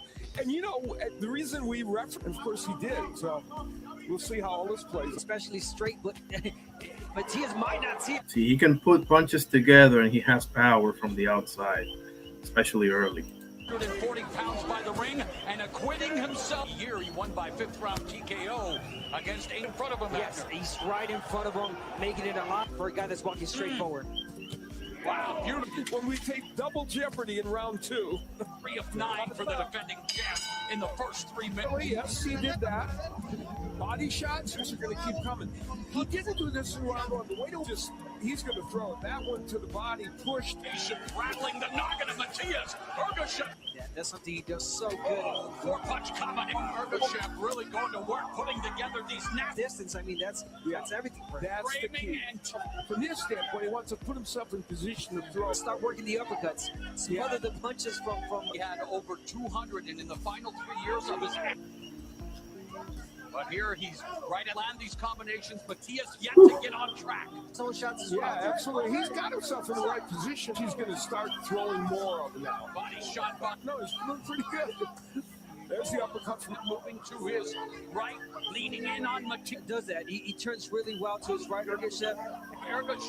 But he's cranking up the hooks. Yeah. Matias still again squared up, peekaboo.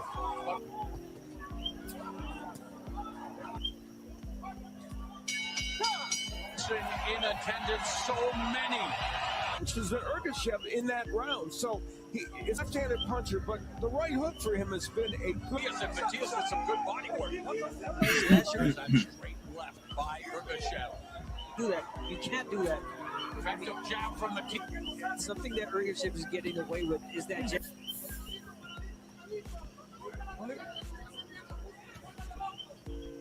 Matias actually ends up with an edge and over. Gets underneath, now clinching. Problem with Ergachev is that he can only fight in certain spots. Like he only feels comfortable in a certain range, and at a certain stage of the fight as well. That may not be a problem against Ergachev, but it was definitely a problem against Real Matias. With the champion. Question is, Ergashev is deciding to fight closer. Uppercut, but he's leaning in, not throwing a little. Matias lands the left. To his right, and he maintains the and give Ergashev credit for that. In 2 of his last 4 fights, so he's used to this, and there's that up. Ergashev to the ropes. Matias is Swirling around the guard. An uppercut, hook combo, left hook, now Ergashev. Uppercuts and left hooks all the time. And there, like those punches have nothing behind them, but he hits so hard. Ergashev digs downstairs, so does Matias. All right, let us check in with DraftKings Amal Shah. Third fight for more. Oh, I'm sorry. Go ahead now. Third fight for. Ready for his first fight with Ananian when he lost. Has not seen or hasn't fought anything like it. His fightship is having trouble turning, and he has to decide to stay in the. Take advantage of the career-long layoff, the fact that he's faced to stop Super El Matias. It's hard. And Matias, as Estrella pointed out, that great quote that you left hooks upstairs and goes back to the well, and next in our main event have something very much in common. You took him just 1 round to figure it out. And Matias to the body about 25% of the time, which is below the average. A lot of them land those straight left hands. If you hit that hard. Talk about overwhelming a technical. Matias putting together a tremendous 35 of 104 for the Matias had. Ergashev in the corner. That's where the tides begin to turn right there. Still win to not allow Ergashev to maintain his. I mean, such a throwback fighter. He agree with. He said the left hook. Amen. And their corner again trying to dodge some of these punches. There we go. Can keep Matias off. See? So that's what Yukambayev's gonna have to do. It's gonna, like the gentleman on the video said. He's going to have to weather the early storm because Ergachev is dangerous on the first half of the fight, take him, as they say, take him to deep waters and then drown him. So Real Matias versus Vasilihan Yukambayev. 4% knockout percentage, 29. Batir Jukambayev. Matias. Touch gloves, do it now. God bless.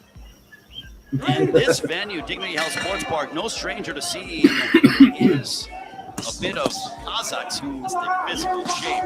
This area, all of them here to support. There's a right hook. There's a straight left connecting what he throws. There's a right hook by Jukambayev. Right hook. Oh my. Right to the body by Jukambayev. There's a straight. There's a right hook. Bit of height advantage. There's a by Jukambayev. It's the ability to beat a batter. Even though he lost to Pedro Zanani and Eaton without issue. He defeated Malik Hawkins, a fight that Hawkins for 12. This is an IBF junior in it because all the belts are held as their sights set on him. 2 for 12. So significant. And that ends. And I give him credit. Chip suffered. Then to his passing, Matias. Casualties do happen every single year. It's unfortunate. Maxim Dadashev, an opponent, the fact that the abuse that they pass that mentally, some guys cannot. Now under Manny Robles. And Manny Robles, trying to get some space. It is such a pleasure to be with all of you. There's a straight left in the world. We greatly appreciate you joining us. We know that Jukambayev as Matias comes forward. There's a left to midsection by Jukambayev. Matias.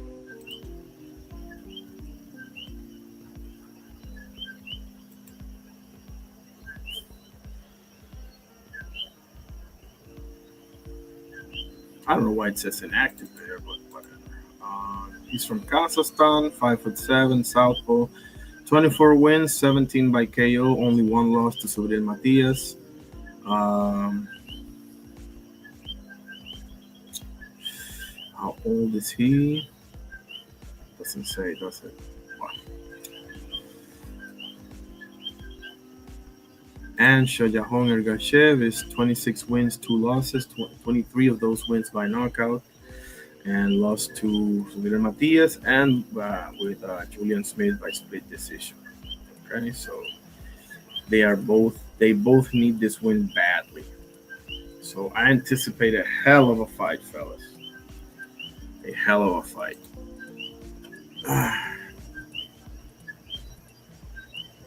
Oscar says, seems crazy, but if Diego Corrales landed like that against anybody, it was game over. Diego Chico Corrales, you're damn right, bro. El Carnal, Oscar Perez.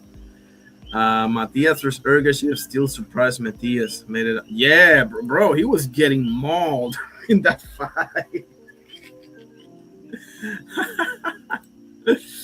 Oh man, me too, man. I was scared to death, bro, because Matias, he had that how do you say that stigma of starting slow and just getting hit way too much, and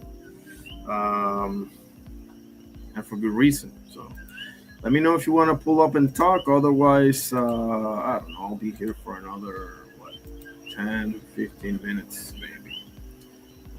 If you want to pull up and talk, let me know, buddy, or anybody else for that matter, because I am about to call it.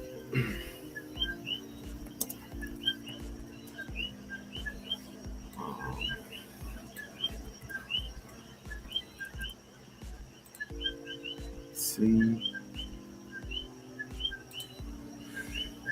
There we go.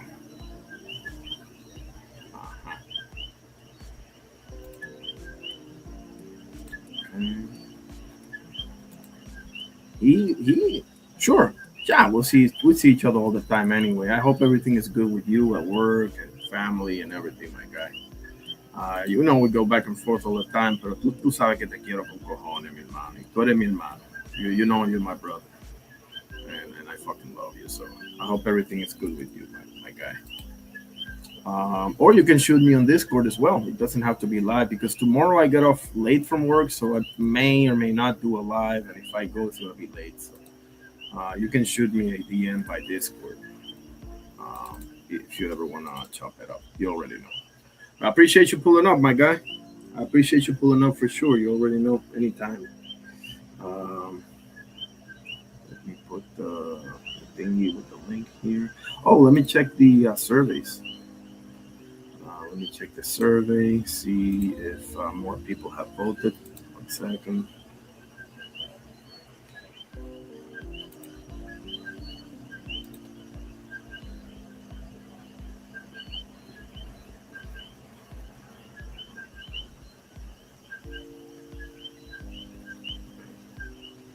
So we have 5 votes on the laptop. I'm going to end the survey.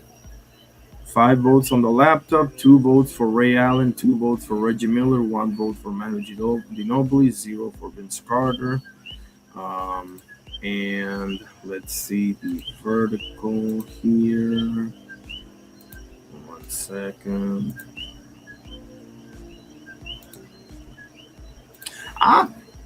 That's cool. That's cool. I mean, again, I don't have any problem with Spain. I got Spanish lineage also, so more power to them. We still got 3 though.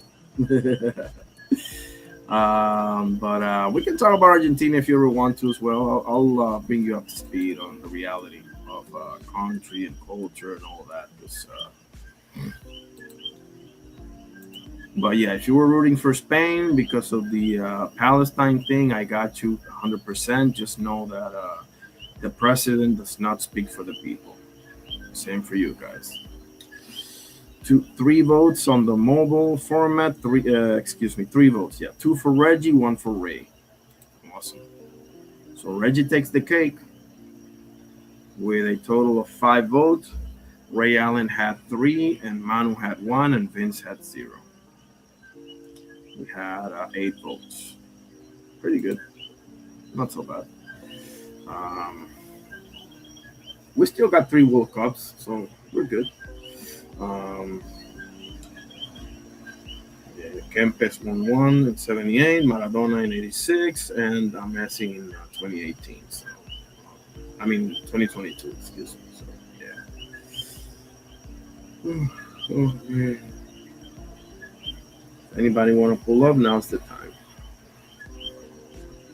I'll be here for 15 minutes, 20 minutes, whatever the case may be.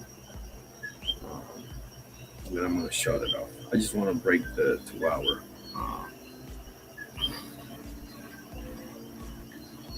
There it is right there. It is pinned. Yeah, I pinned it.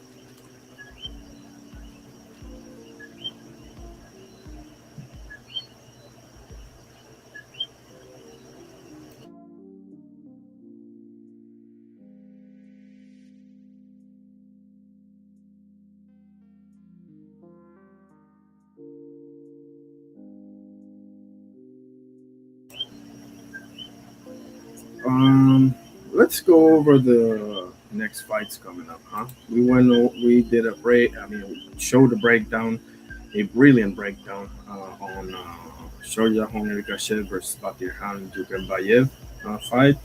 Fury, is anybody really interested in Tyson Fury versus Mariusz Bach? What time is it again? Let's see.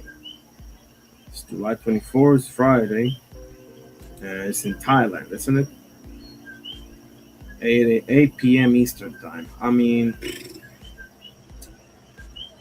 How can we watch this? Let's see. Oh, Netflix. Oh, okay. Should I freaking...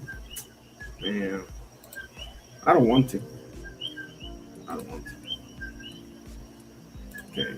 Oh, I haven't gone over the UFC. I'll do that tomorrow.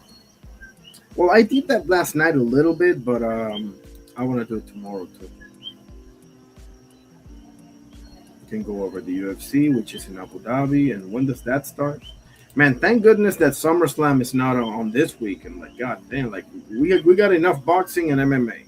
We're good wrestling. We're good. But next week it's not gonna be that much better either. We got Roach Cepeda. But okay. Needless to say, that's almost exclusively what next week is going to be focused on, aside from SummerSlam, obviously. Saturday, July 25th at 11 a.m. Damn, I'm probably not going to be able to cover that one. What time do I come in on Saturday again? I think it's 3 p.m. Let me take a look. Give me 1 second. 1 second. Send me the schedule the other day.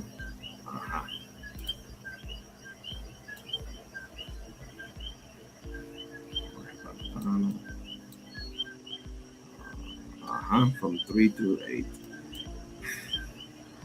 They start at 11 a.m. Knowing the UFC, man, the main event's probably going to start at 4 or something like that. Maybe at well, maybe, I don't know. It depends, right? If they all go to decision or if they're finishing early. If they're finishing early, I may have an opportunity, but I'm going to play it safe and I'm going to cover the David Nika fight. When is that again? Let's see. Yes. Roach Cepeda and SummerSlam is going to be my main focus, Oscar. Especially Roach. How do you see? Oh, you said the other day you were in the panel with Bodywork and B3 and You said Cepeda. If Roach goes out there and fights Cepeda's fight, bro, Cepeda's gonna maul him. This is what he does, man. So Roach gotta stay disciplined, man. I'm gonna do a full breakdown of this next week. So tomorrow I'll probably go live way late just for the UFC. Maybe I'll do here and there, maybe some boxer's birthday. I'll show some highlights, stuff like that. But tomorrow, if I even go live at all, I may just go to the gym or maybe go to another panel or something like that. I don't know. Or maybe just do nothing and go to bed. I don't know. But Friday for sure.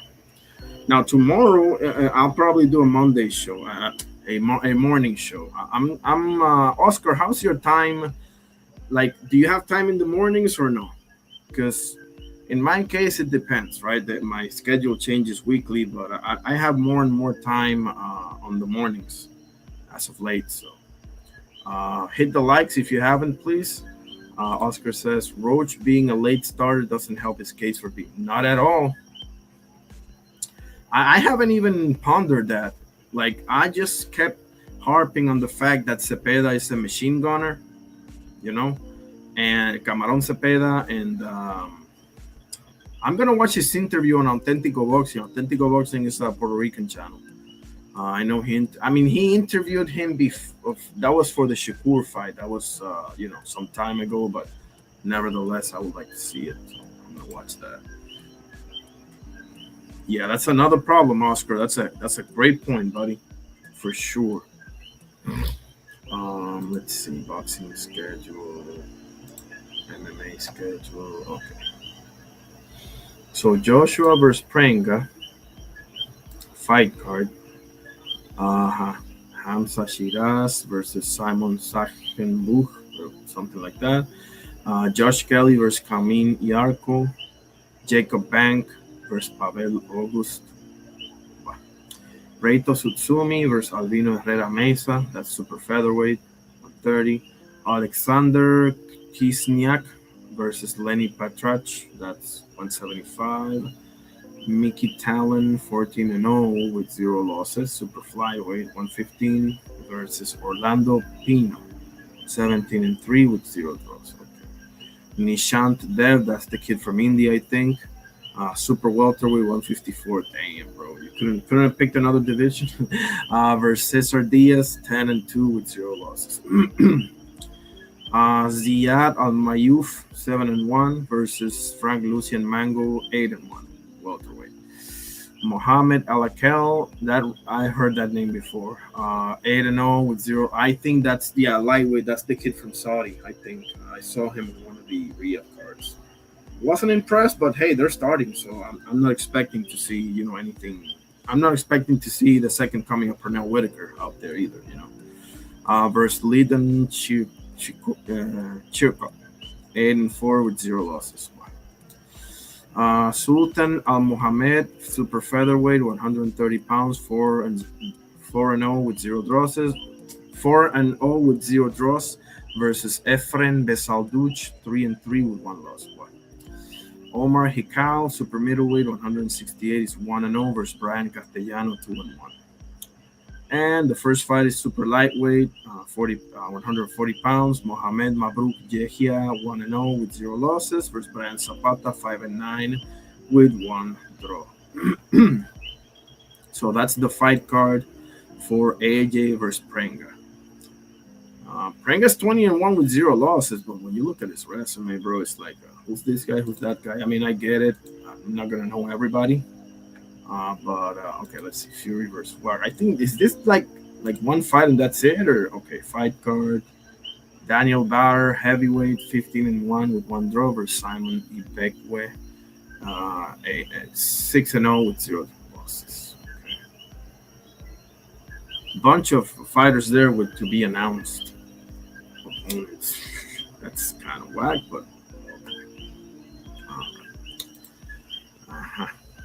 I'm working nights. It's just my night off today and spending time with the kiddos. Absolutely, bro. Absolutely. And well done, bro. Well done. Well done, bro. That's my friend. Ese mi hermano. That's my brother right there. First things first, bro. Absolutely. And I hope you're having a great time too. And I'm sure you are. He says, Alacal, oof, he's just starting, but he's heading for an Itoma situation. Yes, where he's too young, but starting to get ranked way too highly. Yeah, absolutely right. That's a great analogy. Because they're not, you see how they're not spear shuttling Teremoana like this, right? And I know this is the British heavyweight era, so being from the UK gives you a leg up at heavyweight. Like, it's their division right now. If Usyk doesn't exist, it's literally their division. Let me just put it that way, right?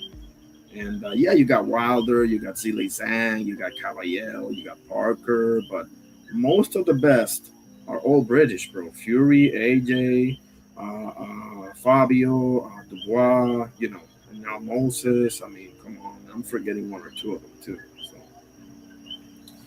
So we got some Africans there. I do like Efe Ajagba, the Nigerian Nightmare. I did enjoy the fight against Bakoli. I've seen that one like 4 times. I enjoyed the fight, I really enjoyed it because we got to see boxing, but we also got to see, firefights, brawling, rough and rugged, Anytime Bakoli, whether it was because Bakoli pinned him or whether it was because Efe Ajagba had to, chill out for a second, it was entertaining because Bakoli was hammering him when he got him on the ropes. And Efe, when he was boxing, oh my goodness, he was piecing him up. So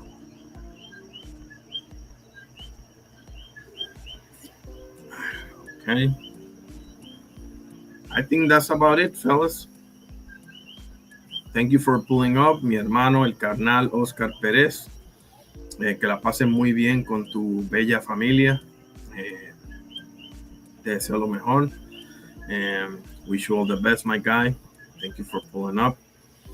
My brother Dano as well. My brother Slide Counter. Same thing. I just wanted to do a little bit of a basketball live today. Kind of mix it up a bit, if I can put it that way. Slide right there. Appreciate you all for sure. Okay.